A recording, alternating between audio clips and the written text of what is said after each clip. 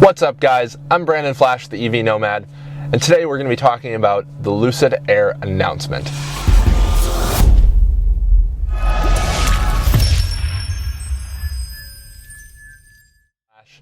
Today we're actually supercharging my Tesla. I just listened to the Lucid announcement as I was driving here. We're in Beaumont, California, headed back to Phoenix, but I wanted to take the opportunity and talk to you guys about Lucid and some of the announcements that they made. So today, Lucid, if you haven't heard of them, they're a new vehicle manufacturing company, but they're one of the things they were talking about in the announcement is that they're a tech company first. So very similar to Tesla, they're all about vertical integration. They're making all the components in-house. They're developing their own battery tech. They have their new Wunderbox, as they call it, which encompasses the DC to DC, the high voltage junction box type components. Some key things, vehicle to grid, vehicle to vehicle charging. That would have come in handy for me with my Tesla. It's just a really cool car. I have some notes here, so don't mind me looking at my phone here. Some key takeaways I got. They focused a lot on cascading the tech down and reducing the cost. So I think that's a really key thing. They're pushing for a very similar goal to Tesla, which is sustainable tech for everyone. We've heard that before, of course. Tesla's doing that. Elon Musk focuses a lot on that. It's cool to see another company doing that. It's not an exclusive goal, and it's not a it's not that only one company can achieve such a goal. Everyone can be achieving that goal because it's a goal for everyone. It's a goal for the planet. It's a goal for society. I'm all for it. Let's talk about the car a little bit. Apparently has the largest taillight ever. My question is that legal? Because I know the US has requirements for brake lights and hazard lights to be constantly displayed even if the hatch or trunk is open. Also talking that, I'm a little bit disappointed that it's not a hatchback. Just from a practicality standpoint, I think a hatchback is a far superior layout to just a traditional sedan. They are going to be offering executive seats that tilt back 45 degrees in the rear. Obviously that will impede on your cargo space a little bit, but I don't think people buying that option will really care. I thought it was very interesting that they're only offering two-tone interiors. So they're going to be having a darker feeling in the front and a lighter feeling in the rear with all their different options. And the different interior options are actually themed after different spots in California. So the Lucid Dream Edition, which will be the first to launch, will actually have a Santa Monica theme. And they develop these based on different times throughout the day in California and at different places. So it was Santa Monica, Mojave Desert, and then there were a couple other spots I talked about. I don't recall exactly. They're going to be doing the Dream Edition in Santa Monica, touched on that. They're really focusing a lot on color, material, and finish. Luxury is something that they're pushing very hard. This is definitely a luxury car. It's a luxury car market that they're focusing on. It's priced accordingly. The Dream Edition is $169,000 before incentives. Even the lowest cost version that they talked about that won't even be out till 2022, that will be starting at $80,000 pre-incentives. Obviously it's not cheap. It's not competing with the Model 3 at this point, but with that lower end version, it is going to be competing with Tesla in that sub $100,000 market. And who knows what Tesla will be up to 2 years from now.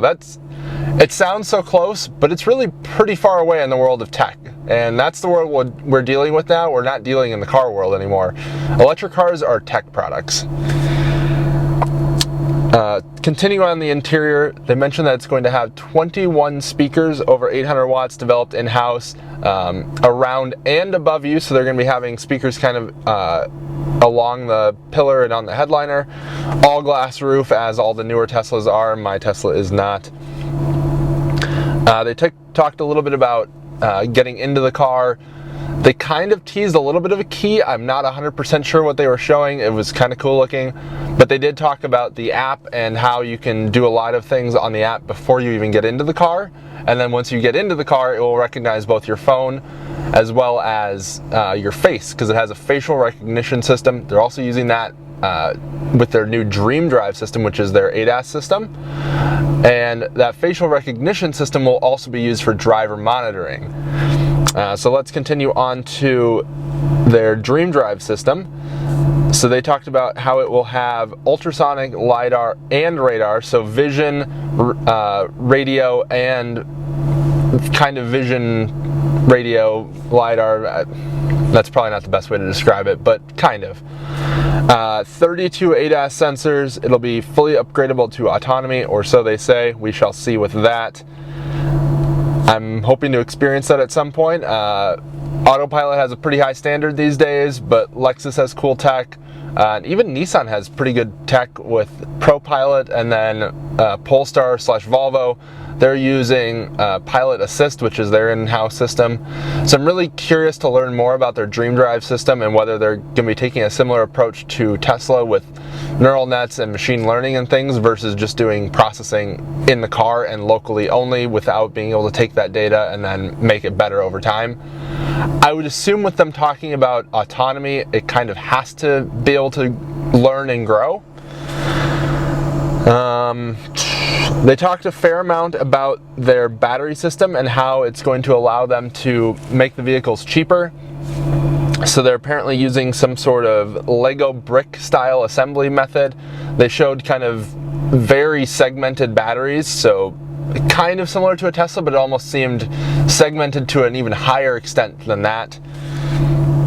Apparently they made some thermal breakthroughs with their Formula E cars and the batteries that they developed for that system. Mind you, Lucid did create those batteries, and they're the only batteries that can last an entire race.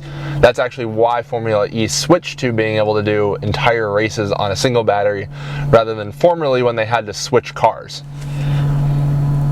They're doing 15% more efficient than the closest competitor, aka Tesla. They did not mention the word Tesla a single time in this presentation, which I was not very surprised with, but it's kind of hard to talk about electric cars without talking about Tesla. A quote was, "Goodbye range anxiety, hello range confidence." With over 500 miles of range, I do think that that's doable. I think one of the biggest challenges they're going to be having with the Lucid brand and everything is that they're relying on Electrify America. If you've watched Kyle from Outer Specs video about how they shut down parts of I-95 on the East Coast, Electrify America is not good right now. To put it bluntly, their stations are unreliable. The company is clearly not putting the needs of electric vehicle drivers first, but that's a completely different topic. I'll link Kyle's video up below. Check that out. He talks about it. He has an official statement from Electrify America. Let's talk about the battery, or more so the drivetrain. Over 1,000 horsepower, standing quarter mile in 9.9 seconds, 0 to 60 in 2.5, which is slower than Tesla, mind you. So they probably need to work on the launch. And based on the quarter mile video that they put out, that they were doing 9.9 at 144, I'm going to say they were traction limited initially, because 1,000 horsepower, you are going to be roasting tires. With the thermal system that they've developed, it can do 300 kilowatt DC fast charging. It's a 924 volt architecture. For those not familiar, higher voltage architecture means that you have less heat generated, because essentially the electricity is flowing faster in a smaller pipe, if you will. That's kind of the best way to give an analogy for electricity versus something that people are familiar with. Traditional EVs are 350 to 400 volt. My Tesla Model S is 350 volt because it's smaller battery pack. The Model 3, the newer Model S's, the larger battery Model S X, of course, those are 400 volt architecture, and that's kind of the standard, or right about 400 volt nominal. They were very proud of their drive units being capable of 500 kilowatt output and being 73 kilograms, so that's very light. That's smaller than most gas car differentials, and it's the entire powertrain, or at least for one end. They tease that they'll be offering 1, 2, or 3 motor configurations. So I don't think they unveiled the fastest version, but we'll see what they come up with there. They did promise over-the-air updates. They teased Amazon Alexa integration. Sorry if that triggered your devices. So that's kind of cool that you can just say, hey, Alexa, turn up the climate, or whatever you want to say, navigate to blah, blah, blah. It will still have a 12-volt architecture. They were talking about the security and that it's a 12-volt Ethernet-based architecture. I'm a little bit surprised to see that they are still using a 12-volt architecture versus getting rid of the 12-volt entirely with just the level of technology they've implemented into this car, and especially with it not coming out till next year. The Wonderbox is really cool. So the Wonderbox, it will be allowing vehicle to grid, which I'm curious what kind of hardware you'll need in your house to be able to use that and what kind of interface they'll be using. I don't believe the CCS connector standard allows vehicle to grid. I know Chatamo does, but they'll also be doing vehicle to vehicle. So I'm curious if they're going to be including that cable or how that works, and if there's a way to monitor or control that, or if it's just kind of you plug in two cars and electricity flows. I'm just curious how you can control that. With the name Wunderbox, I wonder if that was a poke at Porsche and their lack of vertical integration on the Taycan, sorry. Or it could just be that the engineer for that team is German, which he clearly was in the announcement, so who knows. They talked about Electrify America. They'll be doing plug-in charge, so that's very similar to Tesla superchargers, how you just pull up, plug it in, it reads your VIN, it knows how to bill you, and you just continue on. You don't have to fumble with their interface or anything like that. I hope the plug-in charge is a lot more reliable than Electrify America stations are currently, because they're currently not very good, and a lot of those troubles come with activation. Once you get the stations activated, I don't think people really have issues at that point. It's more so before they're activated. They're going to be offering 3 years of unlimited charging through the Electrify America network, which is pretty cool. I'm excited to see where the Electrify America network is a year and a half from now. Hopefully it's a lot better, more reliable, more stations. They really need to expand in the northern part of the country, so basically Montana over to Chicago, essentially. It's kind of dead, essentially. They did tease that they ran the vehicle on Laguna Seca. They did not announce a time, which I find very curious. Currently, Randy Popes holds the record for a production EV in the modified unplugged performance Pikes Peak car. And prior to that, Tesla actually held the record in their Plaid prototype car. So I think if Lucid had set a new record, they probably would have announced it. I know if I was Lucid, I would have. That's something to brag about. They talked about the factory in Casa Grande, that they'll be able to scale that 10 times, but they're not going to be focusing on hitting numbers to hit numbers. They're really focusing on quality, as I've already mentioned.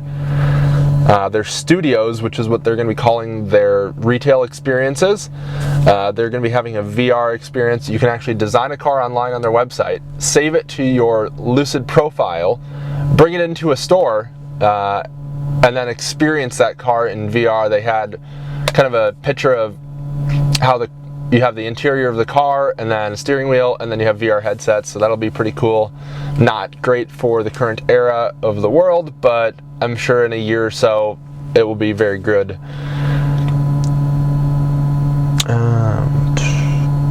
They did tease their Project Gravity, which is their SUV. They really just showed a B-roll thing for about 5-10 seconds. It was very anticlimactic. I wish it had been a little bit more, or at least some sort of numbers. I think a lot of people would be a lot more interested in the SUV than the Air. But I think the biggest takeaway from this entire launch event was Peter Rawlinson saying, until we've produced cars and they're being delivered, we haven't achieved a thing. So I think that's a really good stance for a CEO of an electric vehicle company.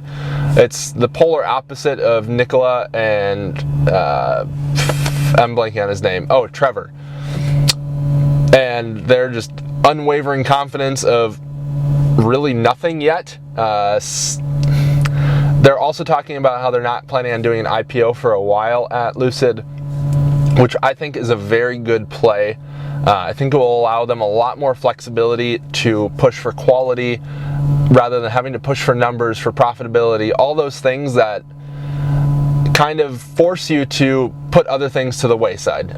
Tesla kind of fell victim to that a little bit, I feel, especially like Q3 2018 and a few other quarters throughout their history where they really had to meet numbers for a quarter when really it was just a made up concept that they even had to hit numbers at that specific time, but it was just to please investors. And pleasing investors isn't how you make the best product. It can certainly help your company, of course, but to make the best product, you really need to be able to just do what's right at all times. And I think staying private for now and just having their outside equity handled privately, I think that's a really good move for Lucid. They did talk about how they have engineering cars rolling off the line in Casa Grande right now, which is really cool. They're also going to be building release candidates later this year, and they'll be starting production next spring.